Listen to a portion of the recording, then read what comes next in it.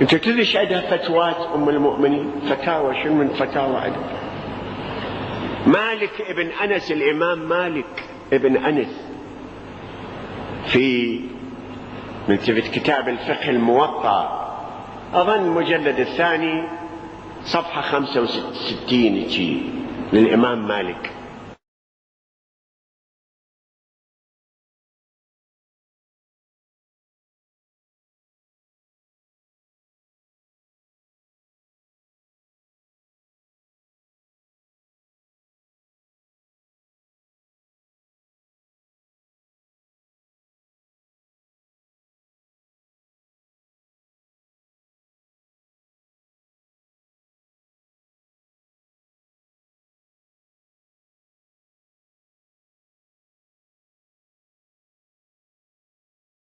يقول: وكانت ام المؤمنين اذا جاءها رجل ملتفت تقول له: روح تزوج، روح ارضع من ثدي اختي حتى القي ردائي منك، يعني حتى القي الحجاب بعد.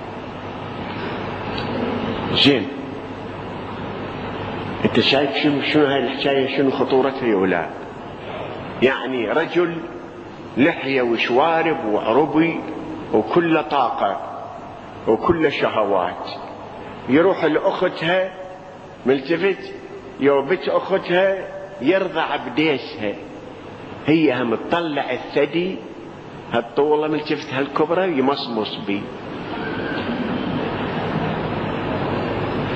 يعني انا احكي هذا الحكي شوية اسوي مدري شلون من انفعال داخلي، مو قاعد اتونس بهذا الحكي والله، يعني كثرة وجهي هذا الحكي، هذا نا مربوط. ولك هو الزلمة بالشارع ومتكهرب، شلون اذا لزم الممة؟ ها لك هذا اي دين، اي تقوى، اي ورع هذا؟ لك اي حكي هذا؟ لك هو مسودا بالشارع ماكل تمر زادي، ربع ملتفت قوصرة ماكلها وطالع مشحون طاقة، مشحون ملتفت من اللهيب هذا مال السعودية مال الحجاز، كله برحي وخلاص وكذا. لك شلون؟ ثم شنو الواجب؟ انت الداعي يا ام المؤمنين سيدتي، انت الداعي الى هذا ان تلقين عبايتك قدام لويش؟ شنو الداعي لهذا؟ ليش تذبين عبايتك؟ ايش معنى؟ هل انت لما رغبت في ان تلقي عباءتك يا اخي مو الحكي يجر الحكي، واحنا احنا مرضى مثل ذولاك، اذا هم ملتفت مرضى احنا هم مرضى، منو من عندنا هنا ملتفت مو مريض بهذا المرض؟ شنو الداعي ان تذبين عبايتك قدامه حتى تضطرين تنطين فتوى روح ارضع بثدي ابنة اختي؟ زين، مو الرضعة هي مو رضعة واحدة، هي رضعات تكون تصير حتى ينبت اللحم، مو لطيفة هنا. ثم هذا الرضاع للطفل الرضيع الجوعان اللي أمه ميتة، يا أمه مريضة، يا أمه مسودنة، يا أمه كذا ما عندها لبن، يجيبون المرضعات. ومع ذلك ملتفت اللي إذا ويا الثدي أخو أو أخت صارت حرام عليه بعد. وهذا الحكي هنا، مو هذا النتيجة هنا. زين، هاي كم رضعة يكون يرضع هذا الملتفت الأفريج هالشفاف الغلاظ ظني ملتفت يلتقم الثدي يبلع الثدي كله من الأول تالي، مو حلمة هذا.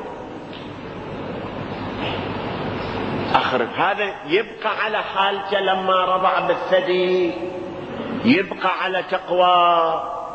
الثدي لفلفوه بليف مال نخل وخلوه بحلقة ملتفتوا وما يشعر بشيء، ولحم ناعم وحلمة ناعمة.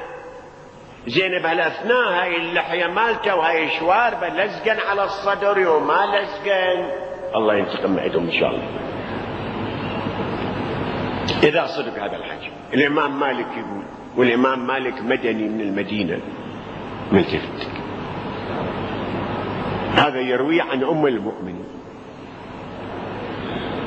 زين هي تستقيم على حالتها، يعني المرأة اللي تعطي ثديها مرة تعطي للطفل بعد مغمض ملتفت ومغمض، هذا الشيء المرأة ما تشعر بشيء لما ترضع طفل، لكن إذا أجى رجل تغيرت القضية، هو يتغير وهي تتغير، يصير الشكل غير حكي، يصير اللغة غير لغة.